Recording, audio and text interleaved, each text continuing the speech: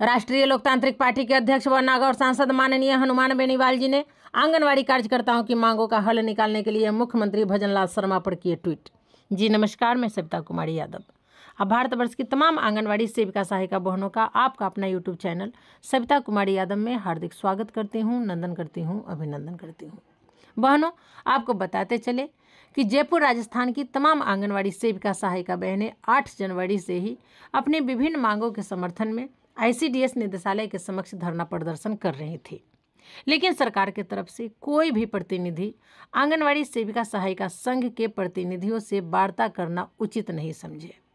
इसी बीच आंगनवाड़ी सेविका सहायिका संघ की प्रदेश अध्यक्ष श्रीमती मधुबाला शर्मा ने राष्ट्रीय लोकतांत्रिक पार्टी के अध्यक्ष व नागौर सांसद माननीय हनुमान बेनीवाल जी से मिली और अपनी समस्याओं से उनको अवगत कराई, साथ ही मांग पत्र भी सौंपे। वहीं नागौर सांसद माननीय हनुमान बेनीवाल जी ने बिना समय गंवाए आंगनवाड़ी कार्यकर्ताओं की मांगों का हल निकालने के लिए मुख्यमंत्री भजनलाल शर्मा पर ट्वीट कर दिए। हालांकि सरकार भी हरकत में आ गई और तुरंत बिना समय गंवाए उप मुख्यमंत्री सह विभागीय मंत्री दिया कुमारी जी को आदेश दिए कि जितना जल्द हो आंगनवाड़ी सेविका सहायिका संघ के प्रतिनिधियों को बुलाकर उनकी समस्या सुनी जाए और समस्याओं का समाधान किया जाए। वहीं उप मुख्यमंत्री सह विभागीय मंत्री श्रीमती दिया कुमारी आंगनवाड़ी सेविका सहायिका संघ की प्रतिनिधियों को बुलाती हैं और उनकी समस्याओं का समाधान करती है। सभी मांगों पर सहमति जता दी जाती है और हड़ताल से उन लोगों को वापस भेज दी जाती है, वो ये कहकर कि अगले बजट में आप लोगों की मांगों की पूर्ति कर दी जाएगी।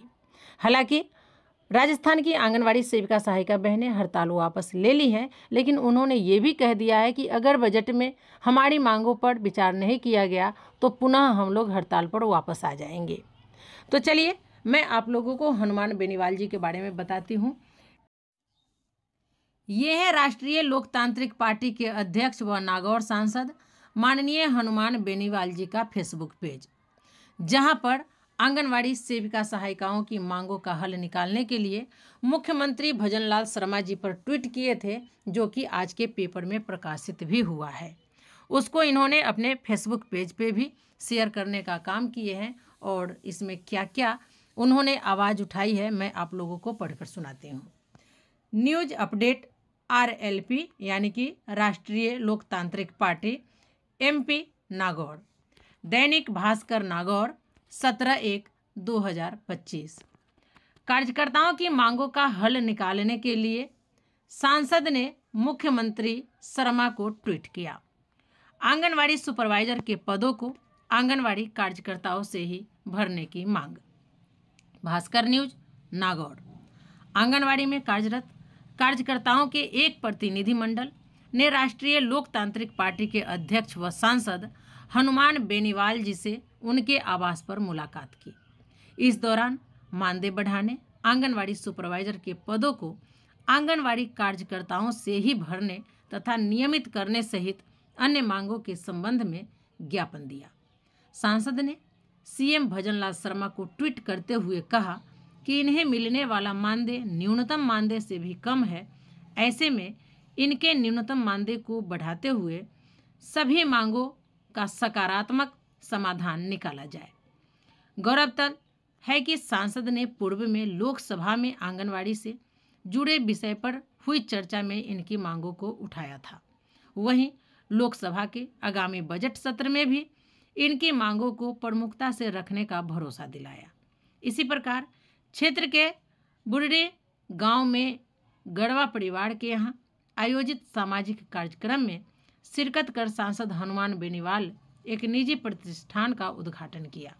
हाल ही में सरासनी गांव की सरहद पर पुलिस द्वारा किसानों पर किए गए लाठीचार्ज की कड़ी निंदा भी की। ये आप देख सकते हैं आंगनवाड़ी सेविका सहायिकाओं का फाइल फोटो है, जो कि नागौर सांसद को ज्ञापन दे रही हैं। तो कहने का है, अगर कोई भी कार्य दिल से करिएगा तो सफलता आपकी कदमों में होगी और वो पूरा भी हो जाता है। ये राष्ट्रीय लोकतांत्रिक पार्टी के अध्यक्ष व नागौर के सांसद है माननीय हनुमान बेनीवाल जी ने, जो कि प्रमुखता से आंगनवाड़ी सेविका सहायिकाओं की आवाज़ उठाए हैं और आगे भी आवाज़ उठाने का आश्वासन दिए हैं।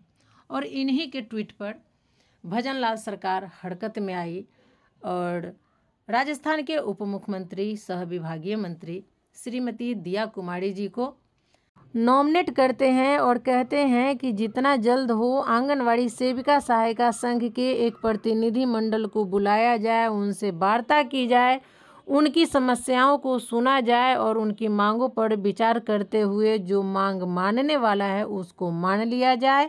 साथ ही आंगनवाड़ी सेविका सहायिका को हड़ताल वापस कर उन्हें अपने कार्य दिवस पर भेज दिया जाए। हालांकि राजस्थान की उप मुख्यमंत्री सह विभागीय मंत्री श्रीमती दिया कुमारी जी आंगनवाड़ी सेविका सहायिका संघ की एक प्रतिनिधि मंडल को बुलाती हैं, उनसे वार्ता करती हैं और कहती हैं कि आपकी सभी मांगें जायज़ है, आपकी सभी मांगों को मान लिया गया है, आप लोग बेफिक्र होकर अपने कार्य पर वापस लौट जाइए, धरना वापस ले लीजिए, बजट सत्र में आपकी मांगों को पूरा कर दी जाएगी। हालांकि इस पर लिखित कोई भी सूचना नहीं दिया गया है।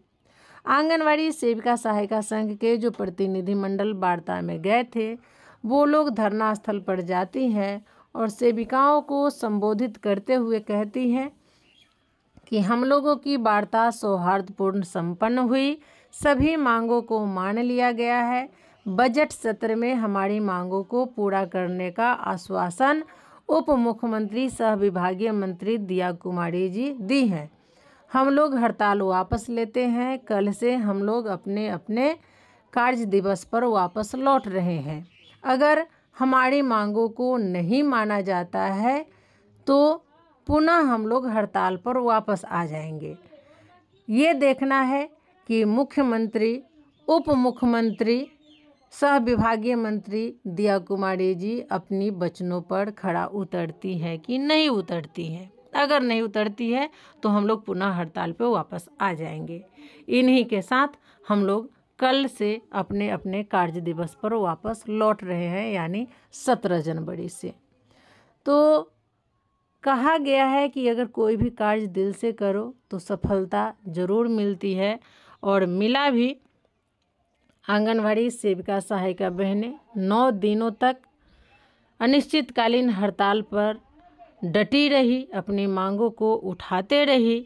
हालांकि सरकार निकम्मी सरकार जिसको कहते हैं वो सूद तो नहीं ले रही थी, लेकिन इसी में राष्ट्रीय लोकतांत्रिक पार्टी के अध्यक्ष व नागौर सांसद माननीय हनुमान बेनीवाल जी ने ऐसा ट्वीट किया कि भजनलाल सरकार को सुननी पड़ी और वो आंगनवाड़ी सेविका सहायिका संघ से वार्ता भी किए, उनको आश्वस्त भी किए कि आपकी मांगों को मान लिया गया है। अब मानना या न मानना ये तो बाद की बात है, ये तो बजट सत्र में ही पता चलेगा। तो चलिए, आप लोगों को शुभकामना है कि आप लोग आगे बढ़े, ऐसे ही निरंतर अपनी लड़ाई जारी रखें, संघर्ष करते रहना है, क्योंकि एक कविता ही है कि संघर्ष करने वालों की कभी हार नहीं होती। संघर्ष करिएगा तो जीत पक्की है, जो संघर्ष करने से पहले ही हार जाए तो उनकी हार सुनिश्चित है। तो आज के वीडियो में फ़िलहाल इतना ही, फिर मिलते हैं अगले वीडियो में। हमारा वीडियो आपको कैसा लगा कमेंट कर ज़रूर बताएंगे। फिर मिलते हैं अगले वीडियो में कुछ और नई जानकारियों के साथ। तब तक के लिए आप हमें विदा दीजिए। नमस्कार।